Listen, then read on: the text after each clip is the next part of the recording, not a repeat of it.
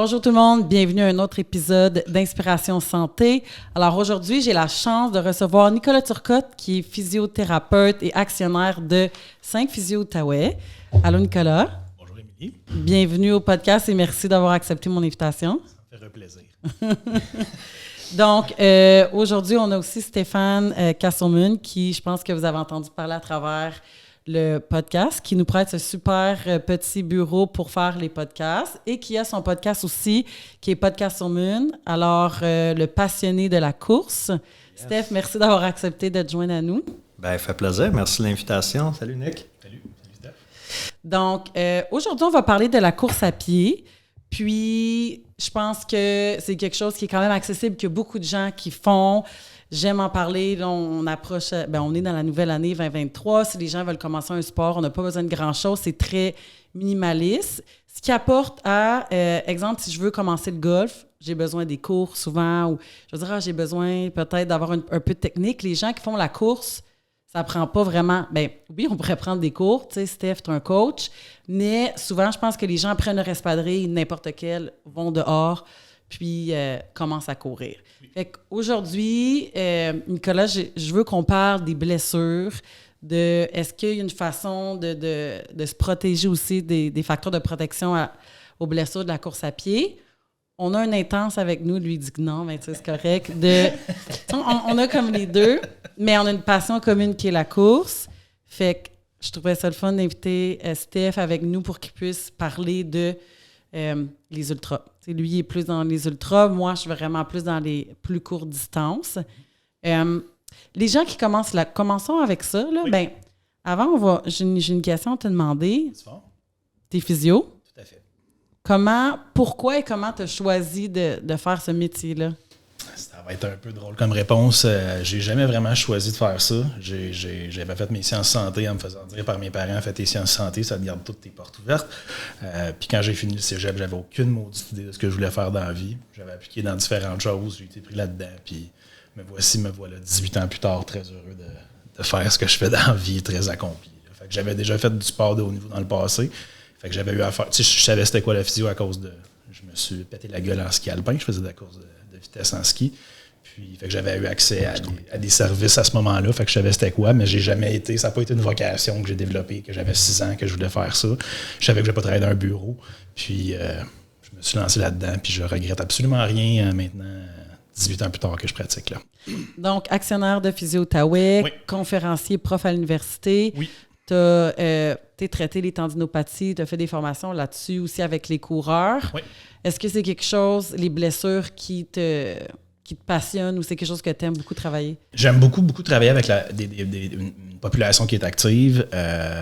Puis quand je dis active, je trouve ça aussi challengeant. Traiter le dos d'un plombier qui a mal au dos depuis 20 ans, que je le vois 5 fois puis qui est correct. Mais c'est de garder les gens dans leur routine, peu importe comment fou que ça peut être. Fait que c'est de prendre, OK, qu'est-ce que la personne, c'est quoi les besoins physiques de cette personne-là, où est-ce qu'elle est, puis comment je vais m'organiser pour la rendre là. Fait que ce soit un coureur récréatif, que ce soit un débile de course, que ce soit une débile de CrossFit ou quelqu'un qui est un weekend warrior qui va faire du stock juste la fin de semaine. Pour moi, ma job, c'est de changer du tissu, comprendre qu'est-ce qui se passe, puis selon les habitudes de cette personne-là, modifier puis faire un plan à la pièce pour cette personne-là. Fait que j'aime ça traiter une population dynamique, puis des gens qui ont des objectifs à atteindre. C'est vraiment ça que je trouve cool, puis peu importe le niveau, je te dirais. Peu importe le niveau. Tu sais, la course, je sais pas, Steph, lui, a commencé comme pendant la pandémie, là, au début, puis je trouve que c'est quelque chose qui est assez fashion en ce moment, comme, pas une mode, mais c'est beaucoup médiatisé, puis tout ça. Fait que toi, quand tu as commencé, est-ce que tu as pris des cours? Est-ce que tu as eu un coach, tu sais, début, ou tu as pris n'importe quel espadrille, tu es sorti, puis tu as commencé avec 10 kilos? Au début, j'ai commencé avec une paire de souliers que j'avais. Là, j'avais du linge. Quand tu dis c'est drôle que la course c'est accessible puis ça coûte pas cher, au début, ouais, mais quand tu commences à t'équiper, c'est vraiment cher. Puis, mais c'est ça, au début, j'ai juste pris le stock que j'avais. Puis, j'ai joué au soccer quand j'étais jeune pendant longtemps, à haut niveau. Fait que, pas de la course, on en faisait quand on se faisait punir, mettons, là, autour du terrain, mais c'était pas dans le but d'être un coureur, c'était dans le but de performer sur le terrain. Puis quand les gyms ont fermé, ben je me suis dit, moi, il faut que je bouge. Là, je suis quand même très actif. Fait que, il y a so much que je pouvais faire dans mon salon. Puis je sais pas si tu te rappelles à l'époque d'acheter une dumbbell. C'était impossible. Fait que j'étais comme, OK, il faut que je fasse quelque chose. Fait que je me suis mis à la course. Puis je courais peut-être des 5-6 kilos au début. Mais j'avais mal au début. Là. C'était pas... Où t'avais mal? Partout. J'avais mal aux pieds, j'avais mal aux chevilles.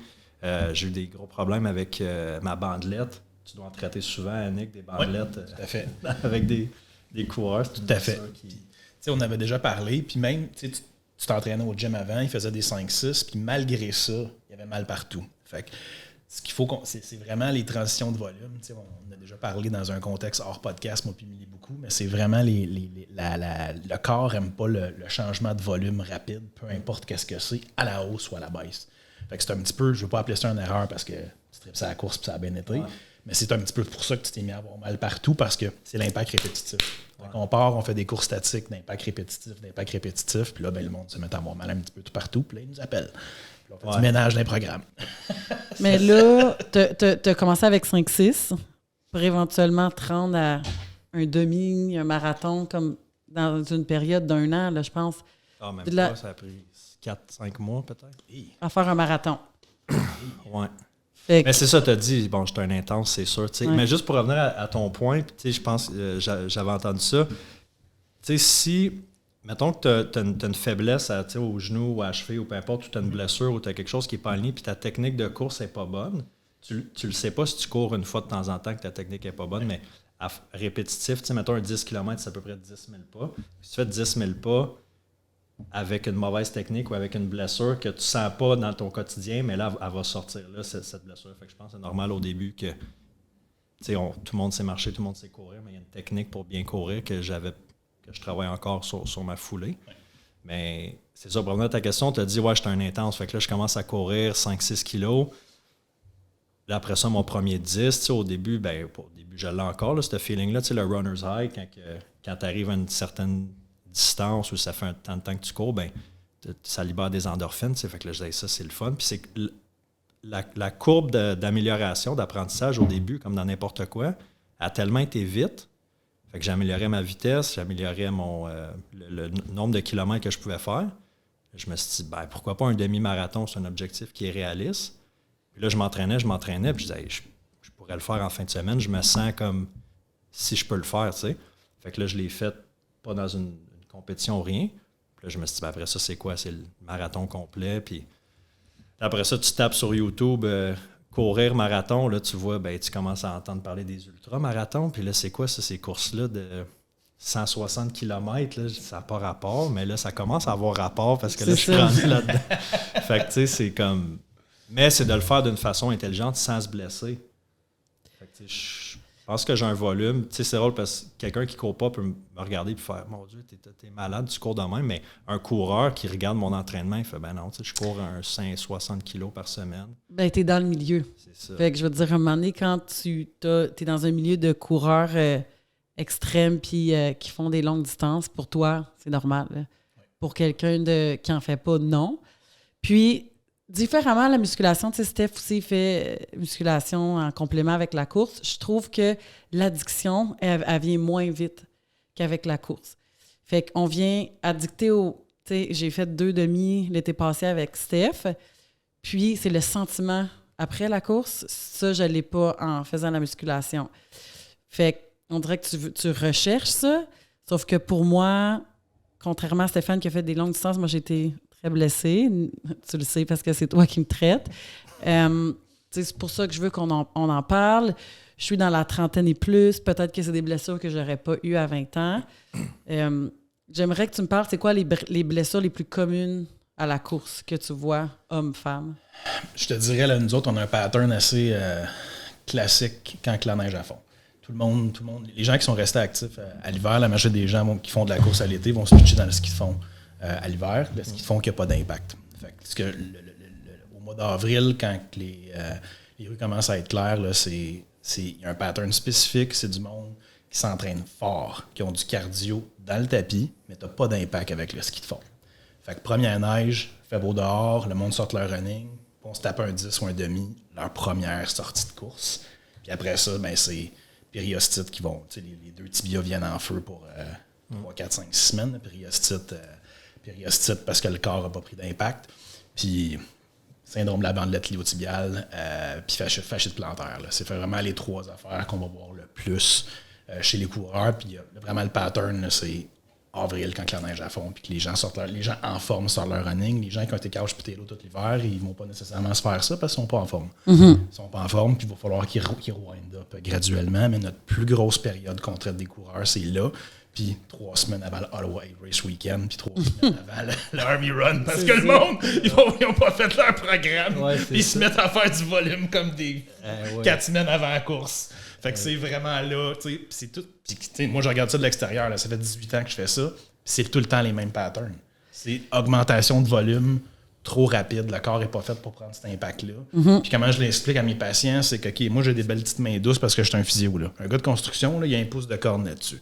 Fait que si moi, je vais aider un chum à faire une toiture une fin de semaine, ben le dimanche soir, j'ai 2 mains en sang. Ben, notre corps fait de la corde en dedans. C'est ça, de l'adaptation tissulaire à du stress. Fait que je te dirais, c'est vraiment le changement de volume. Puis c'est les trois types de blessures qu'on va voir le plus souvent. Il y a du monde qui font mal au dos, il y a différentes choses au niveau du bassin qui peuvent arriver, mais les 3, c'est vraiment périostite, fascite plantaire, syndrome de la bandelette. Souvent, ces choses-là sont entretenues par des choses mécaniques qui vont pas bien. Fait que tu règles le mécanique, puis là, le tissu se calme après ça. OK, mais quelqu'un qui fait de la course assidue, chronique, là, comme sans prendre de pause, est-ce que c'est des blessures qui sont différentes quand on parle d'usure? Oui. Les gens qui n'arrêtent pas, dans n'importe quel type d'entraînement, il faut qu'on ait de la périodisation. Fait que s'entraîner à vomir à terre à toutes les fois qu'on s'entraîne, à un moment donné, il va arriver quelque chose. Fait que dans une planification d'entraînement annuelle, c'est certain qu'il faut qu'il y ait de la périodisation. Les gens qui vont pas avoir de périodisation, qui vont s'entraîner all out sans période de repos, c'est pas super bon pour les performances. Puis au niveau blessure, là, c'est là qu'on va avoir vraiment le typique blessure d'overuse. Chez ces gens-là, un peu comme toi qui vont faire des choses en fou, c'est là que les bursites vont sortir. Les bursites trochanteriques vont sortir.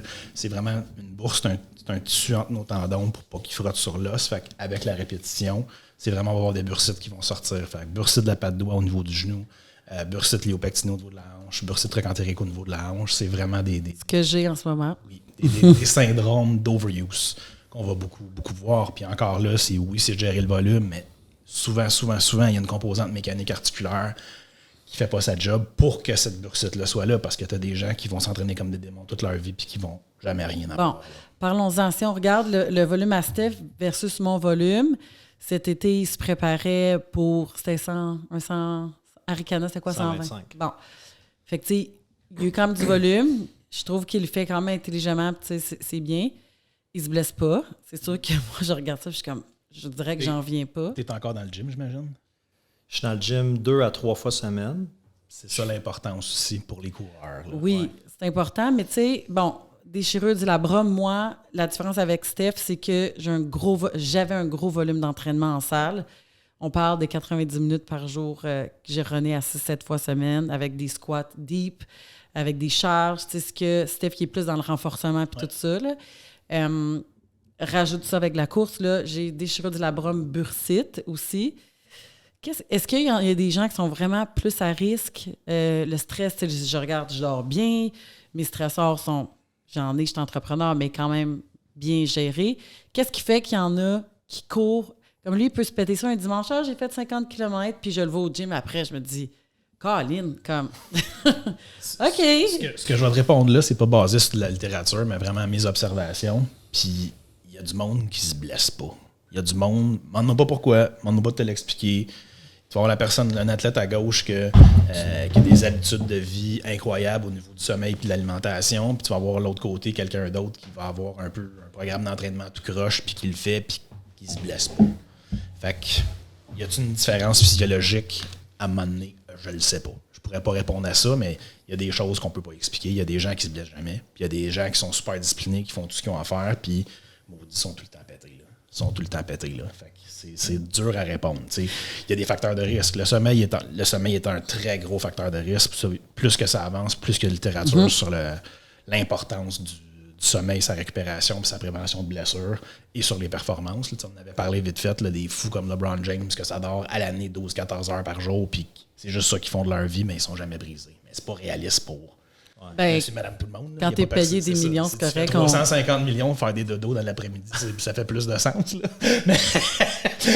Je l'aime bien, ça routine. Non, mais tu comprends ce que je veux dire? Non, c'est. Mais on s'adresse à monsieur, madame, tout le monde, puis je me considère très dans la moyenne. Là, même si oui, je vais courir des distances, mais c'est monsieur, madame, tout le monde qui veut s'entraîner puis bien le faire. Hydratation, sommeil, c'est vraiment super important pour les tissus. Fait que ça, c'est vraiment des points super importants, des points clés pour que les gens se blessent pas. Ça, c'est vraiment la base. Là. Toi, qu'est-ce que tu dirais qui t'a comme... Parce que, tu sais, oui, il y a des gens qui vont nous écouter qui commencent dans la course ou qui ont un volume de 30 kilos par semaine, mettons, mais des gens qui veulent en faire plus. Des fois, t'en fais pas tout le temps, t'es pas tout le temps à full pin, mais ça serait pas ton secret. Mais pourquoi tu penses que tu t'es pas blessé? Tu as eu des blessures, mais je veux dire, c'est mineur, c'est rien de... Mais c'était rien de... J'ai eu en dessous du pied, je pense que tu as parlé de fasciite plantaire, je pense que j'ai eu ça. J'ai pas le nom parce que je ne m'étais pas fait traiter, ça veut dire 1, 2, 3 semaines. J'ai eu le talon. Premier hiver, j'ai couru, j'avais mal au talon pendant peut-être 1 mois. Mais j'ai eu un coach vite. On parlait d'Éric Déhat tantôt, qui est mon coach aussi, on en parlait off Mike un peu. Mais j'ai un coach qui a énormément d'expérience.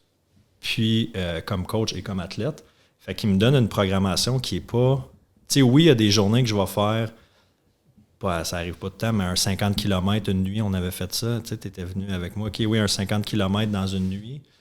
Mais, tu sais, ça, c'est une fois ici et là. C'est pas à toutes les semaines que c'est comme ça. Puis, comme dans n'importe quoi, tu commences quelque chose. Tu sais, là, on est au mois de janvier. Là, tu dois avoir des nouveaux clients au gym. Là. OK, moi, je commence, je vais m'entraîner 5 fois semaine. Mais si tu t'es jamais entraîné avant, c'est sûr que tu vas te blesser, tu vas te faire mal, tu vas te tanner, tu vas être raqué. Tu sais, la course, c'est la même chose. Puis, tu le dis, au mois d'avril, il commence à faire beau. Moi, c'était comme ça quand la pandémie, c'était...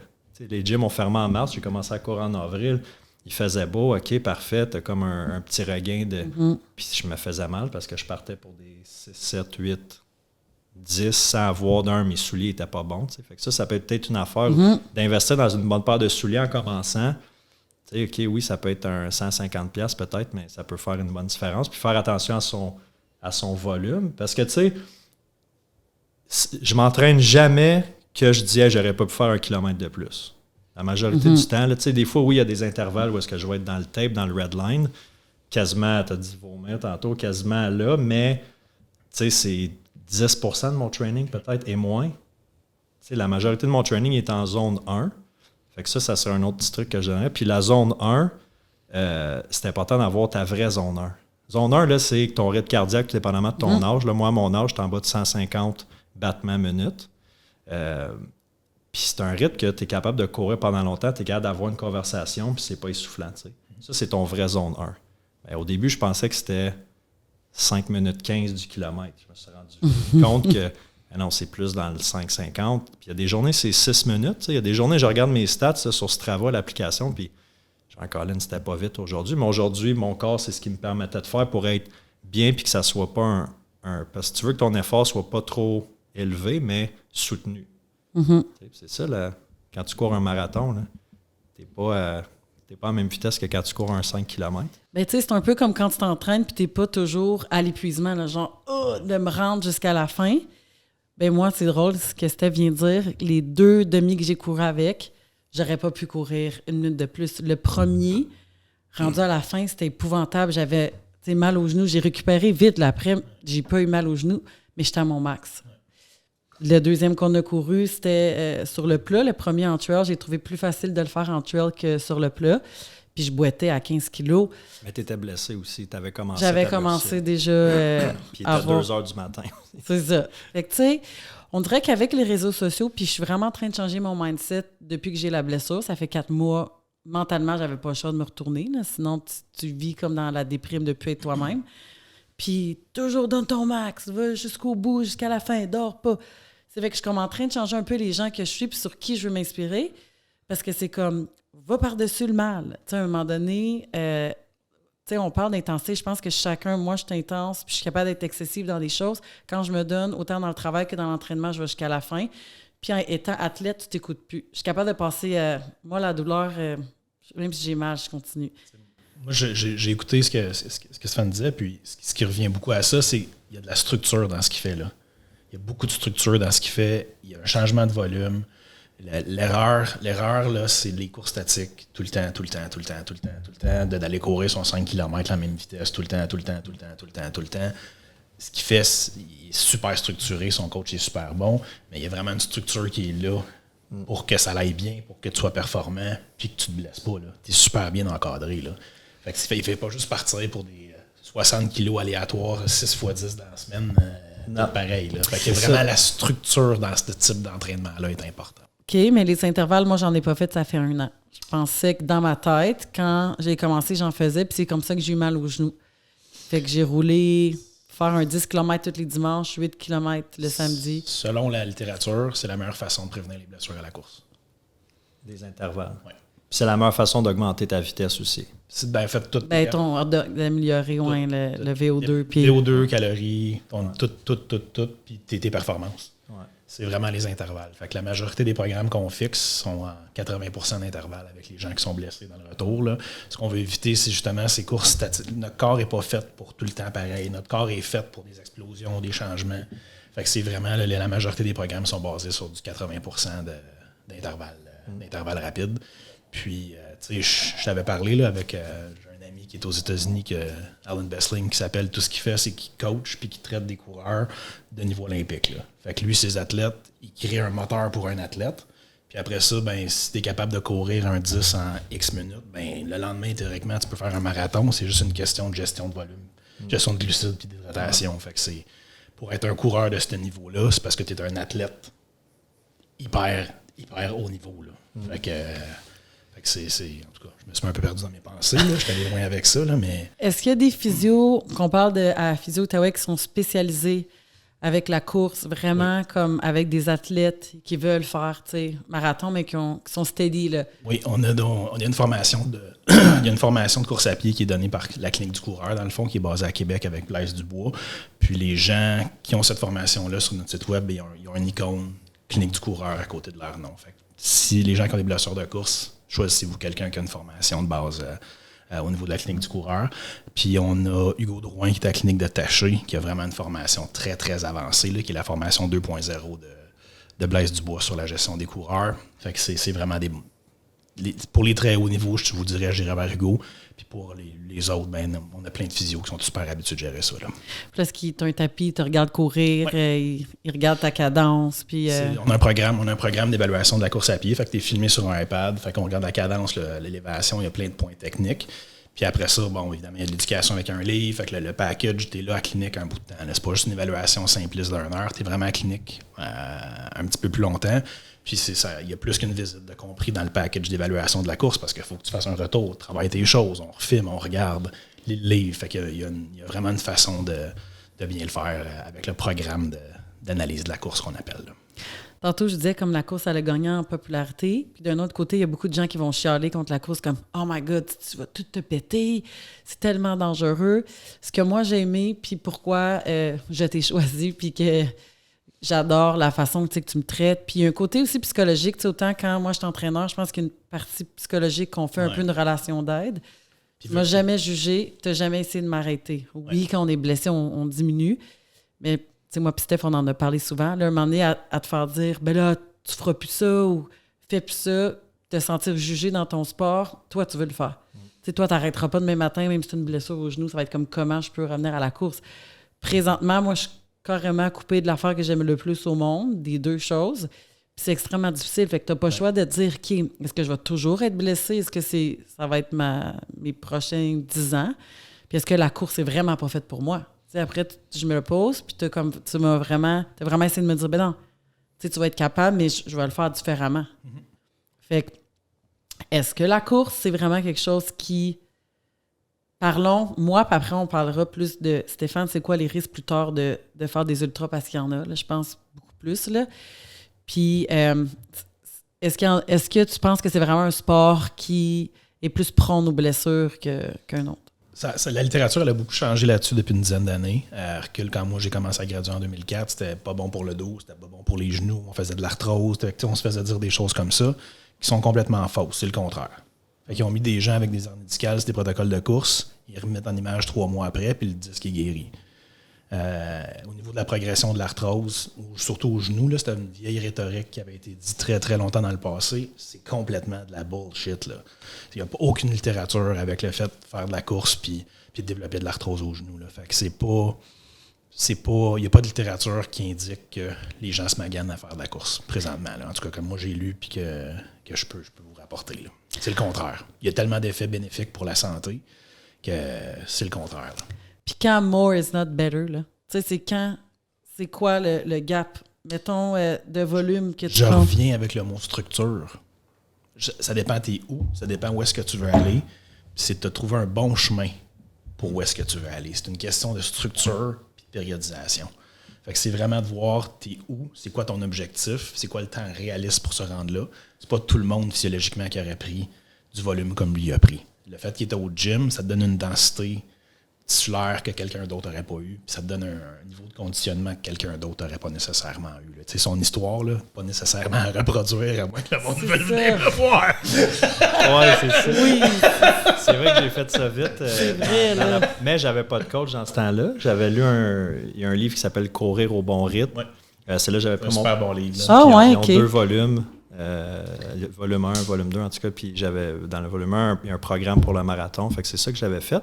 Mais le programme est super structuré. Ouais. Là, c'est beaucoup de zone 1. Puis c'est juste que j'avais Une longue course par semaine. Exact. Sinon, c'est pas plus qu'une heure. Mais c'est ça, tu sais, ça faisait quand même des années que j'étais en forme, que je m'entraînais. Oui, en musculation, fait que c'est pas pareil, mais ça reste que ton corps est habitué quand même de prendre un stress, un entraînement. Quand tu es capable de... Tu sais, juste quelqu'un qui fait du squat, là, tous tes tissus dans tout ton corps s'habituent à prendre du loading. Fait que les gens, tu sais, c'est le meilleur exercice pour prévenir les blessures à la course, c'est de squatter avec pesant sur tes épaules parce que tous tes tissus s'habituent à ça. Fait qu'après ça, quand tu n'as pas ça, ses épaules, tes tissus sont modelés, sont habitués à prendre cette résistance-là. Fait que c'est beaucoup quelque chose maintenant qu'on va vers les coureurs, c'est des exercices loadés, là, du squat pesant, qu'on faisait pas du tout avant parce qu'on disait que c'est des athlètes d'endurance, ils n'ont pas besoin de faire ça. Mais je suis pas sûre, par Surtout exemple. en trail, là. Ouais. Mais je fais plus vraiment...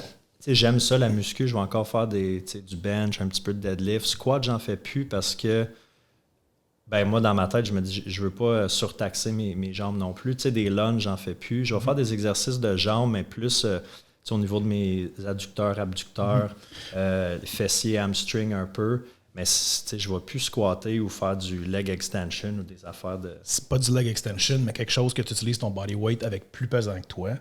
Tes tissus s'habituent à ça. OK. Fait que beaucoup... Tu me dirais de continuer à squatter même avec le... Okay. Périodiquement, là. Pas 4 fois par semaine. Là. Une fois semaine. Oui, exactement. 2 semaines, peut-être faire un leg day. Tes tissus s'habituent à ce loading-là, à prendre ce loading-là. Puis il y a du data là-dessus. Là. Il y a des évidences scientifiques qui supportent ça présentement. Mais tu le fais stratégiquement. Oui. Tu le sais qu'au début, tu vas être raqué, mais si tu le rentres dans ta routine, fais-le pas avant une longue course. Ouais, c'est ça, je le ferai pas le samedi avant ma run du dimanche. Ce qu'on vise avec ce squat-là, encore là, c'est de l'adaptation tissulaire. C'est pas nécessairement qu'il soit raqué pendant 2 semaines. Là. Fait qu'il n'y a pas besoin d'aller en max nécessairement. Là. C'est vraiment de se loader. Là. Lui versus moi, quand je suis dans le gym, c'est de la perfo. Lui, il est là pour complémenter. Fait que je pense que c'est vraiment dosé. Si tu fais, mettons, une série de walking lunge avec 2 séries de 10 reps de squat, tu sais, c'est correct, pas...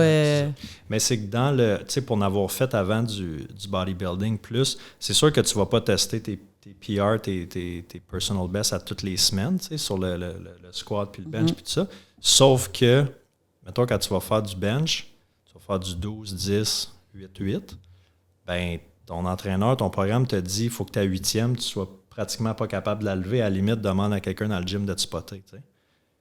Quand ton entraînement de bodybuilding, là, c'est souvent ta dernière rep, il faut souvent que tu sois pas capable de la faire. Ou il y a beaucoup de AMRAP.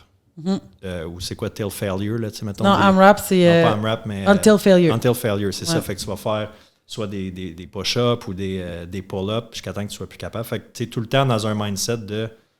Puis là, pour dire, qu'est-ce que tu disais, tu sais, ces réseaux sociaux, on va tout le temps...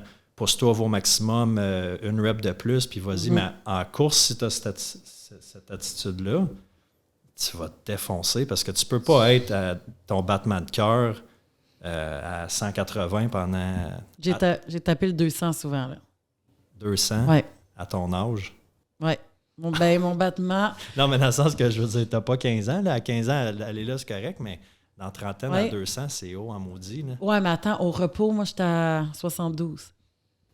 Colin, c'est haut. Ouais. Pourtant. J'étais à 60... J'ai réussi à le baisser à 69 quand je cours à peu près 2-3 fois semaine. Il baisse à 69, mais mon battement au repos, il est haut. Je sais pas, quand j'ai fait mon cours d'entraîneur... 72, me semble, c'est haut pas mal. Il y a plein de variables relatives à ça, mais... Quand que j'ai fait mon cours d'entraîneur, j'étais la plus haute dans le cours. Puis comme, t'as-tu bu un café? Je suis comme, non. Ouais, mais j'ai réussi à le baisser. Là, comme peut-être que maintenant, j'étais à 69 depuis que je fais plus d'endurance. Fait que, mais là, quand je te parle 200, c'est comme en trail. Ouais, c'est ça. Quand dans une montée, mais je le maintiens peut-être 2-3 secondes. Puis après, il redescend. Là. Mais tu n'irais pas dans le 180 et plus souvent dans ta semaine. Là. Il y a des semaines, je ne vais jamais ça c'est en red line, zone 5. Il y a des semaines, je ne vais jamais là. T'sais. Dans le type d'entraînement que je faisais, dans le gym, je veux dire, on est tout le temps dans le tapis. Fait que c'est ça, là, une fois que tu te blesses, moi, je suis en train de me sortir un peu. Là, je vois ça de l'extérieur. Maintenant, je suis vraiment en renforcement, state vélo. Fait que, c'est un peu de comprendre ce que j'ai fait, ça n'a pas fonctionné. Là. Vraiment comme un... Oui, il y a de l'overtraining, mais encore là, c'est controversé, là, l'overuse. C'est-tu de l'overuse? C'est un manque de récupération après ça.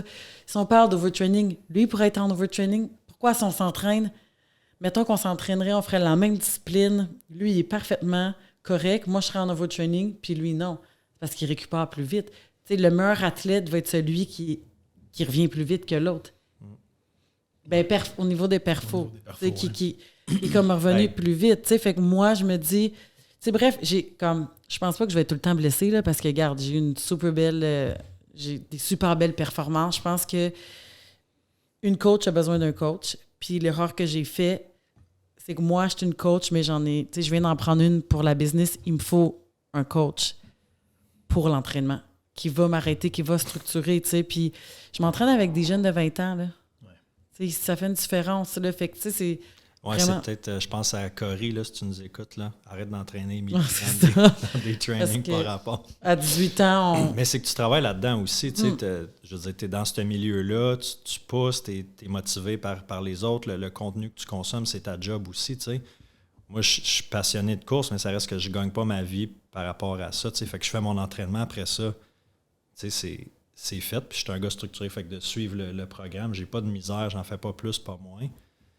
I guess que j'écoute mon corps, mais ça se joue dans la récupération. Ouais. Tu le sais, tu as fait du bodybuilding aussi. Tes gains, là, ça se fait tout dans la récupération. Là. Dans ta bouffe, dans ton repos, dans ton... Je me suis jamais blessée en bodybuilding parce que l'entraînement, ce que je faisais, c'était 45 minutes. C'est pas dans la même intensité. C'est pas dans le même range of motion. C'est très contrôlé avec un tempo. Je pense que c'est plus dur de se blesser. À moins d'une bad luck, tu mets une grosse charge, tu fais un mouvement, mais... C'est ça, je veux dire, je faisais pas vraiment de bench ou des gros squats, là, tu sais. Fait que... Mais bref, en tout cas, fait que je pense que c'est à voir, là, on retient de la structure. Puis, si on parle des ultras, fait que les plus longues courses, le mettons en haut de 50, est-ce que ça serait des blessures qui sont inévitables? Si on parle quand Steph, dans 10 ans? Non. Pas au niveau musculo-squelettique. Au niveau cardiaque, chez les triathlètes qui ont... là encore, là, ce que je vais vous parler là, c'est un de mes patients qui a fait des Ironman toute sa vie, qui est maintenant rendu à 70 ans, puis c'est pas quelque chose que moi j'ai lu, là, fait que je vais juste mettre un bémol dans ce que je vais dire. Ce que lui me rapportait, c'est que les gens qui font du volume intense toute leur vie comme ça, à un moment donné, c'est que ton output cardiaque, tu as une capacité d'électricité que ton cœur peut émettre, puis ces gens-là viennent en faire de l'arythmie.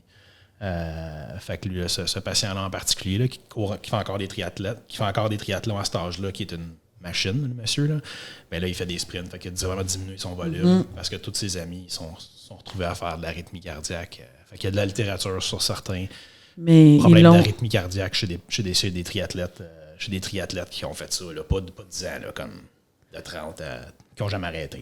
Qui a sorti ça récemment, là, lui qui fait sa fondation, qui court, là? Je veux juste spécifier, j'ai pas lu là-dessus, je rapporte ce qui m'a été dit par un patient qui est à mes yeux très crédible. Okay? C'est correct. Ah non, c'est ça. Disclaimer.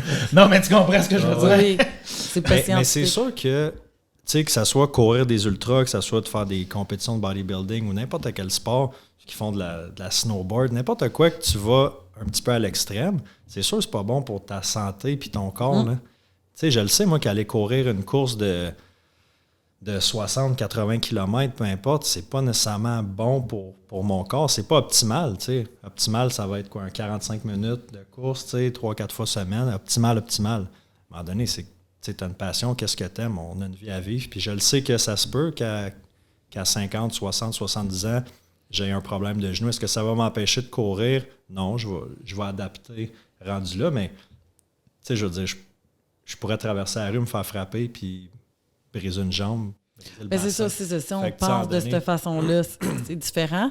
Mais c'est sûr que quand tu fais quelqu'un s'inscrit pour un 100 puis il vomit, puis il est super malade, non, il y a un risque en faisant c'est quand même extrême, là, quand on parle de comme 100 km à 160 pour la santé.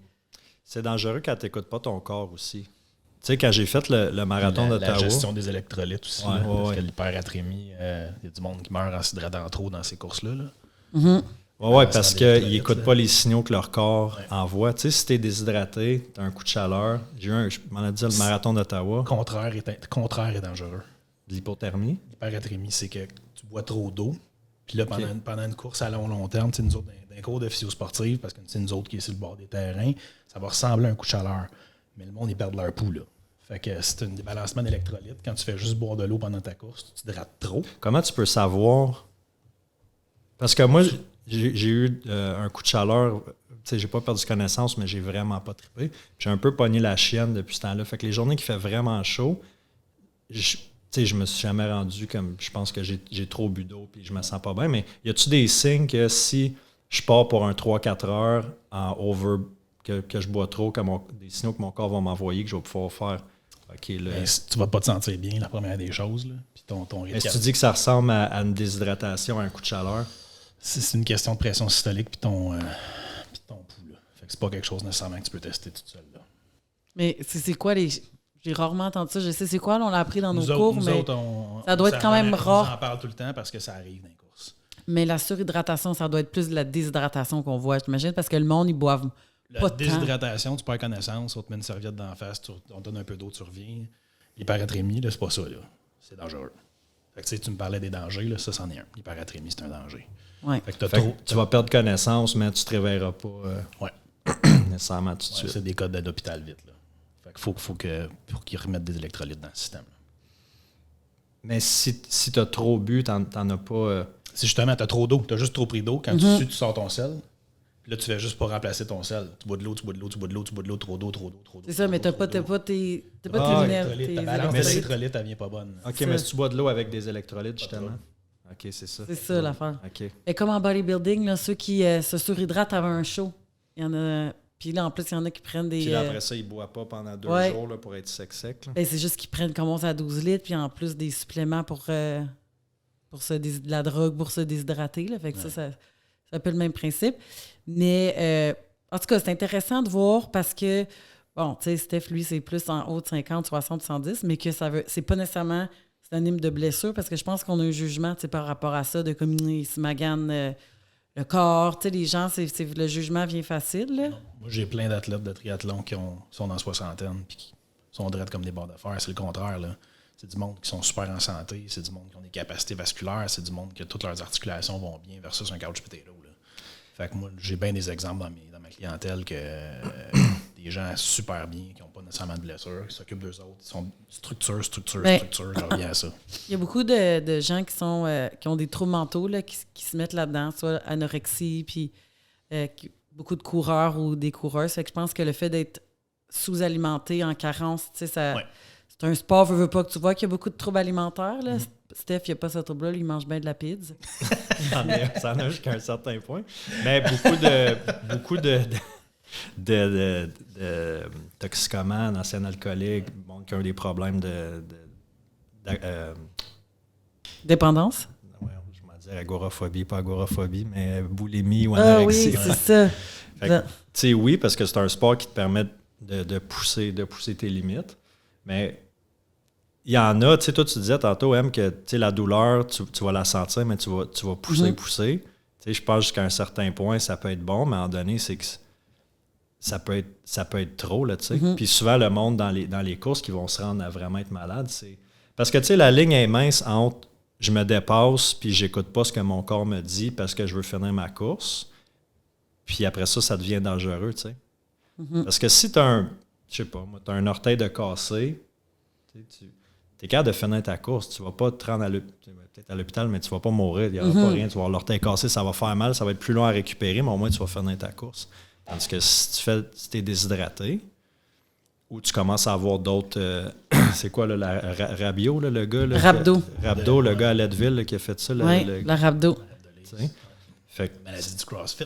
Oui, c'est vrai. On en a toute une. Là. C'est quoi ça exactement? C'est tes reins. Il y a tellement de... plus rien, là. Ben, c'est parce qu'il y a tellement... À cause de l'échec musculaire, là, je pense qu'il y a tellement de toxines que les reins sont plus capables là, de... Ouais. Fait que là, tu sais, tu as une rétention d'eau. Mais tes reins ne fonctionnent plus. Fait que... C'est une dysfonction rénale. Là. Fait que là, c'est comme hôpital. Puis... Oui, c'est ça. Certains cas, il y a bien du monde qui prennent juste 3 jours à rester relax à la maison. Ouais. Il y a certains cas d'hôpital, oui. Quand on a fait le 24 heures, une couple de monde qui l'ont eu, là. La Rabdo, là, puis... Mais Corée, elle avait pas quelque chose de même? Mais pas se rendre à l'hôpital. C'est comme enflé de partout, là, comme ça. Ouais, puis là, tu te reposes puis tu restes chez vous, là. Mais ça, c'est dans une compétition. C'est une fois par année, 2-3 fois par année, peut-être. Puis il faut quand même connaître, c'est ça, sa limite, puis son corps. Puis son corps aussi...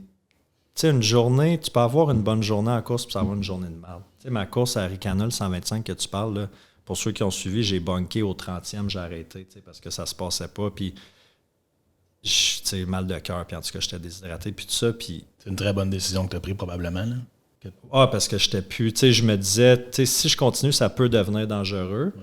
Puis j'avais vraiment pas de fun. J'étais vraiment comme... J'ai pas trippé zéro. Ben, j'ai passé une super belle fin de semaine, puis je vais me réinscrire là-bas, c'est sûr, mais pendant la course, ça se passait pas. Mais c'était une journée de même.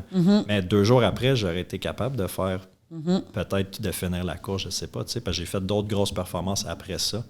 Fait que c'est d'écouter son corps, je pense, de jour en jour, là, tu sais, aussi. Là. Comment tu gères un athlète versus quelqu'un de sédentaire qui vient te voir pour une lombalgie, puis des athlètes, mettons, comme moi puis Stéphane, qui ça leur tente pas de se faire dire...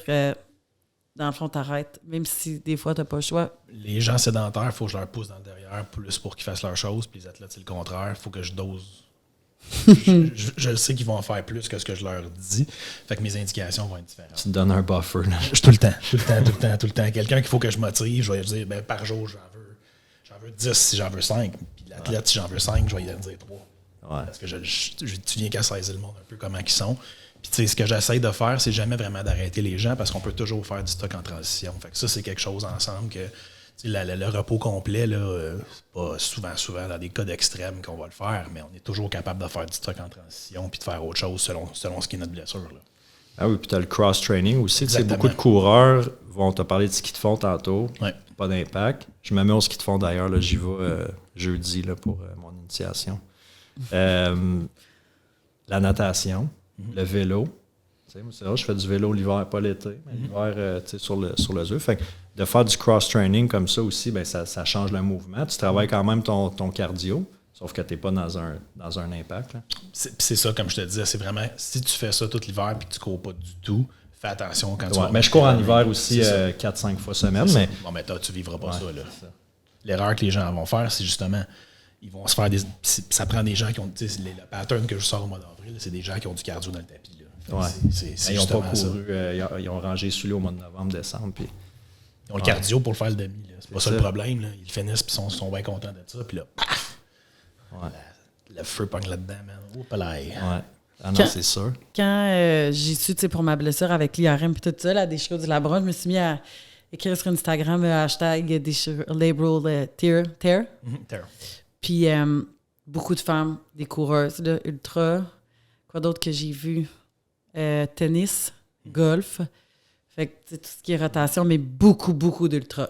Puis, des filles qui, ça faisait 1 an, là, ils ont dû arrêter 1 an. Il y a eu la chirurgie, après ça, le rehab. Mais tout le monde sont retournés à la course. Fait que tu penses, malgré, oh my God, tu sais, une chirurgie, puis c'est des intenses plus. Ben, en tout cas, ça dépend si on n'a pas le même sport, là. Puis là, je me suis dit, oh my God, c'est la course qui m'a fait ça. Ça y est. C'est vraiment la course qui m'a fait ça. Puis après, j'ai vu mon médecin sportif. Puis il m'a dit, le squat, là, ça, sûrement tu ne pourras plus jamais faire ça. Si on me fait dire ça, j'aime pas vraiment ça. Quelqu'un me dit ça, tu pourras plus... C'est le deep squat, d'aller t'accoter dans le fond avec la technique de CrossFit, où est-ce que tu descends puis tu vas t'accoter dans le fond. Que tu vas chercher un rebound, le momentum, ce qui n'est pas contrôlé. Là. C'est probablement ça qui a pété ton tissu. Puis c'est très commun au CrossFit, là, ce type de blessure-là aussi. Ce type de blessure-là arrive avec ça parce qu'on ne fait jamais ça naturellement, les deux bras dans les airs, loadés de même, aller s'accoter à terre à répétition, badang, badang, badang. Fait que tu viens forcer ta hanche en surcharge dans de la fin de mouvement. Fait que je te reprends, Émilie. Il y a une différence entre faire un squat puis aller chercher ton rebound en fin de mouvement. Ben, c'est ça. Mais tu sais, comme... C'est bon, là, que c'est bon, tu me remets là, c'est correct. Mais tout ça pour dire que j'aime pas faire dire... Puis après, sur Instagram, je voyais beaucoup dans des vidéos super inspirantes comme mon médecin m'a dit, tu ne feras plus jamais ça. Puis souvent, les gens, ils le font, mais c'est des gens comme nous. C'est pas tout le monde là, qui a une discipline. Puis, tu sais, être capable de faire le rehab que je fais depuis 4 mois. Tu sais, moi, je suis dans le gym. C'est plus facile. Il y a bien du monde qui aurait dit, je recontinue, là, ça va faire mal. Puis... Ben, au contraire, tu as encore plus de discipline. C'est comme si tu avais dans un magasin de bonbons puis moi, j'ai de la discipline. Pas manger à cause que je suis dans un gym? Ben oui, tu pourrais t'entraîner tout le temps. Tu pourrais aller faire mettre du poids. Tous les jours, tu es là puis tu es comme... Puis tu sais, on se voit tous les jours. Je sais comment c'est tough pour toi, ce que tu vis en ce moment par rapport à ta blessure. Mais tu es bonne... Pas de faire les exercices que Nick te donne parce que tu veux bouger, mais de ne pas en faire plus. C'est tough, là. Ben c'est ça. C'est ça qui est la discipline, des fois, ça peut être la discipline de te lever de ton couch puis aller au gym, mais des fois, c'est de justement ralentir. Dans 48 heures, on change de gear en passant. Ah oui? On ajoute. OK. J'ai hâte à ça. Mais en tout cas, moi, je me suis dit, la course, ça m'a mentalement sauvée. Tu sais, j'en ai souvent parlé par rapport à... C'est là que j'ai commencé quand mon fils est hospitalisé. Puis, tu sais, je suis une fille qui fait de l'anxiété. Fait que pour moi, d'être dans un hôpital avec un enfant qui a 2 semaines, c'était comme vraiment anxiogène. Fait que je me rappellerai toujours que j'ai couru 8 km. C'était mon premier 8 km à l'hôpital quand il y avait un parent sur 2 qui avait le droit de rentrer. Fait que j'ai jamais pu être à l'hôpital en même temps que ma blonde.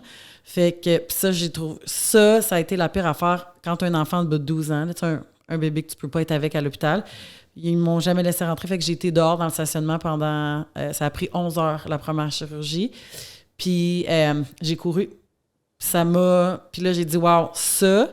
C'est quelque chose que je connais pas, le feeling, puis j'aime vraiment ça, tu sais. Fait que oui, pour moi, c'est une drogue. Écoute, une bonne drogue. Après, je pense que je suis comme le genre de fille, quand je vois Steph, ses défis, j'embarquerais. Il vient en fin de semaine d'aller faire le Mont Mercy, j'irais dans son sac à dos avec, comme je dirais oui à tout. Moi, je suis comme oui. Fait que, tu sais, je pense que, tu sais, on apprend à se connaître. Je suis une fille qui va toujours avoir besoin de ce genre de défi puis d'accomplissement après. Mais moi, je veux faire 10 km. Je pense qu'en tout cas, je pense plus que je vais être capable de dire je m'en vais juste faire un demi. Ou peut-être qu'il va falloir que j'aie comme une préparation différente parce que j'ai adoré faire... Il n'y a pas de raison que tu puisses pas refaire un demi. Okay. Si tu as de la structure. Ça va juste être d'être préparé. Oui. Pourquoi pas un marathon complet? Annonce-le donc sur le podcast là, que tu t'inscris pour le marathon d'Ottawa. Non, je sais pas, là, mais je pense que oui, comme ça va me prendre probablement comme quelqu'un qui me coach puis qui me dit... Tu fais ça avec ces intervalles-là. Ouais. Tu sais, je suis entraîneur, j'ai aucune formation en course à pied. Ouais.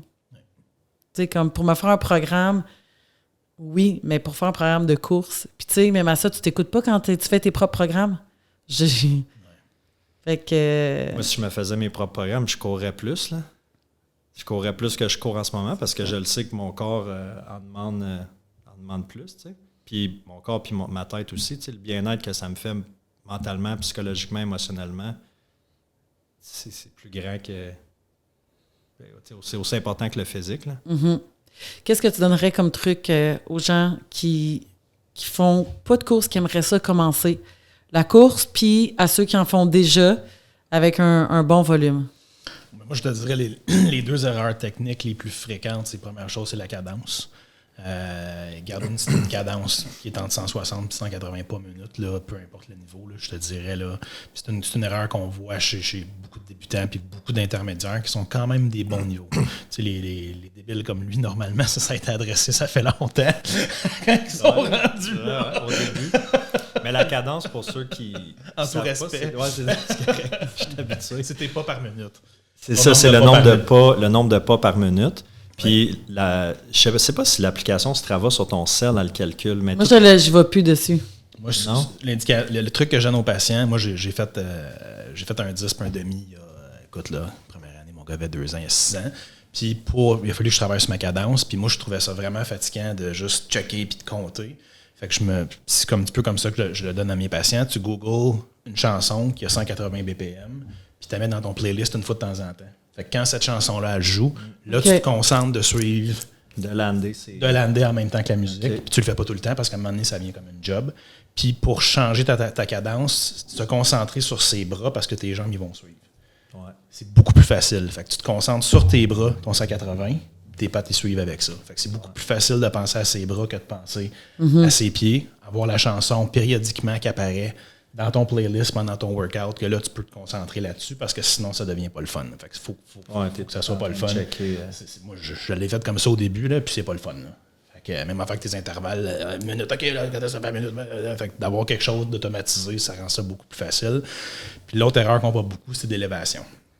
Avec les gens, à place de dépenser de l'énergie avancée, ils dépensent de l'énergie à monter dans les airs. Mais là, ça fait beaucoup plus de stress tissulaire quand les gens y atterrissent. Fait que, les 2 grosses erreurs, c'est l'élévation. Fait qu'on demande aux gens de faire des petits exercices, mais imagine que tu as un plafond en haut de ta tête. Comme ça, tu dépenses ton énergie avancée et non pas sauvée. Fait que tu es beaucoup plus efficace. Puis au niveau préventif, mais c'est pas comme si tu faisais un gros saut à toutes les fois. Fait que la cadence et l'élévation, je te dirais, chez les débutants intermédiaires, c'est pas mal les deux conseils que je pourrais donner aux gens. Puis, pour les débutants, est-ce qu'il y aurait un programme de course accessible avec la clinique du coureur? Sur le site de la clinique du coureur, il y a mon premier 5 km qui est là. Okay. Fait que c'est un programme qui est structuré sur... en fait, c'est mon premier 30 minutes, je pense qu'il s'appelle maintenant. Là. C'est un programme qui est structuré pour... qui n'est pas un programme de performance, qui est un programme pour pas te blesser. Fait que ça te prend de rien à courir 30 minutes en 8 semaines. Fait que... OK. Puis les gens qui font déjà de la course, tu en as un peu parlé, fait que ça serait gérer le volume. Exactement. Il y a des programmes par la clinique du coureur là, pour des 10, pour des demi aussi. Fait que sont très, très différents que d'en courir au bon rythme. Là, le livre, là, il y a beaucoup plus d'intervalles structurés dans ces programmes-là. Mais c'est potato, il n'y a pas un bon programme pour quelqu'un non plus. Là. Ça dépend de combien de fois semaine tu veux courir, ça dépend de l'intensité que tu veux faire, ça dépend de la performance que tu veux faire. Tu veux juste aller courir et regarder les oiseaux ou tu veux vraiment timer tes affaires. Fait que il y a une très grande variabilité là-dedans. Là. OK. Parce que c'est ça, il y a beaucoup de monde, ils vont courir, ils n'auront pas la montre, ils ne vont pas calculer nécessairement leur rythme cardiaque, leur temps par kilomètre, ils vont juste aller faire ils ne calculent même pas en kilomètres ou en temps, ils vont calculer en je vais me rendre à telle place, je vais revenir, puis ils font ça, puis c'est correct.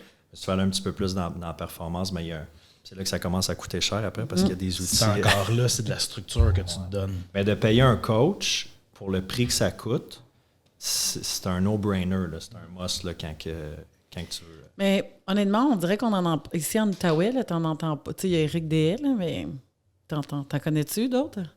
Pas bien. Qui font juste de la course, pas bien. Ben, c'est ça. C'est sûr que on n'est pas dans des clubs de course non plus. Ouais. Là. Moi, je ne connais pas trop. En fait, il y a un club de course à Elmer qui est très actif. Écoute, Elmer Run Crew. Oui, il y a deux coachs et c'est des super bons coureurs. Là. Écoute, j'oublie leur prénom, les deux. C'est des gens que j'ai traités dans le passé, là, mais ils ont une super bonne structure, c'est des bons coachs. Puis c'est des clubs de course pour des 25 à 60 ans. Là, c'est pour monsieur, madame, tout le monde. Puis ils font super bien ça. Là. Fait que je me souviens, mon Dieu, je me sens niaiseux, je me souviens pas de nom. En tout cas, au moins, Elmer Run Crew. Elmer Run Crew en ARC. Elmer Running Crew. Mais tu sais, ça va être un club de course. T'en as un qui s'appelle MDG. C'est mon groupe de course. OK. Il y a Miles to Marathon, il y a le Natural Lab Fitness, ça c'est plus en trail. Il y en a un paquet, puis c'est sûr que tu tapes coach Outaouais sur Google de course, tu vas en trouver, mais pour le prix que ça coûte, c'est un investissement. Là. En tout cas, moi je pense qu'on va en parler jeudi, là, parce que je vais, pour mon retour à la course, je pense que ça va être un must. Ben oui, il faut. D'avoir un coach. Donc là, les gens qui voudraient venir te voir, est-ce que tu as des spécialités?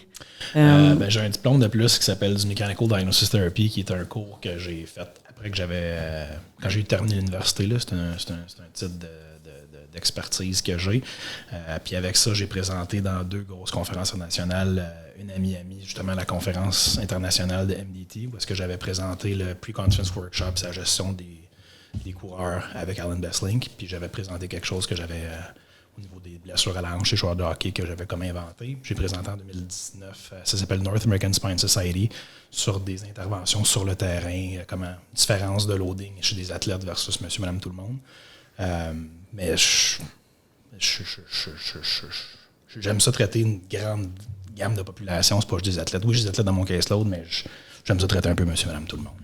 Donc, vous êtes situé... Moi, je suis au 499 boulevard Labrosse, au centre au complexe Branche-Aubrière. Fait que les gens, s'ils veulent un rendez-vous avec moi, c'est super important qu'ils spécifient à réception qu'ils veulent un rendez-vous avec moi, parce que sinon, ils vont avoir un rendez-vous avec quelqu'un d'autre. Fait que je prends juste des gens qui demandent pour... Sur référence ou... je veux un rendez-vous avec Nicolas.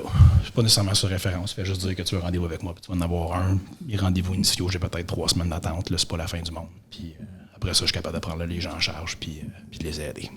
Bien, merci d'être venu parler des blessures. Merci, Steph, de t'être joint à la discussion. Moi, je parlerai de course toute la journée. Oui, je sais. Aussi, j'aime bien ça.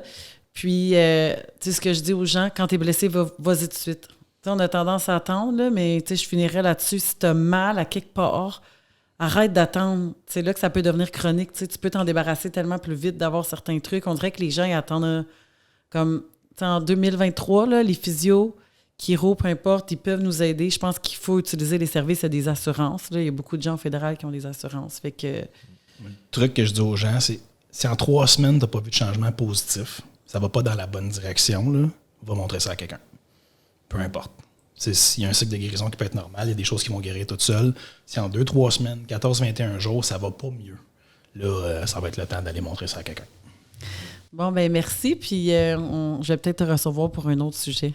Pas de problème. Ça va me faire plaisir, Émilie. Merci.